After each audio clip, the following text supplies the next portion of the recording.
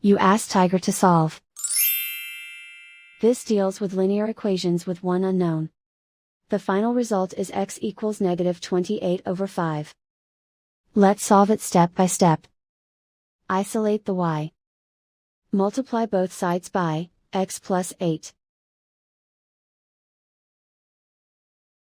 Expand the parentheses.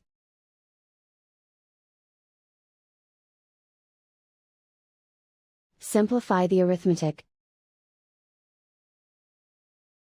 Group like terms. Simplify the arithmetic. Multiply by 0. Group all constants on the right side of the equation. Subtract 56 from both sides. Simplify the arithmetic.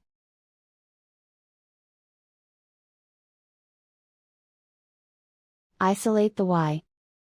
Divide both sides by 10.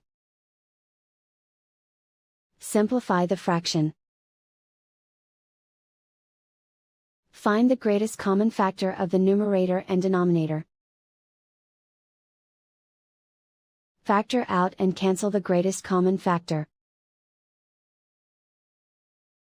And so the final result is x equals -28/5.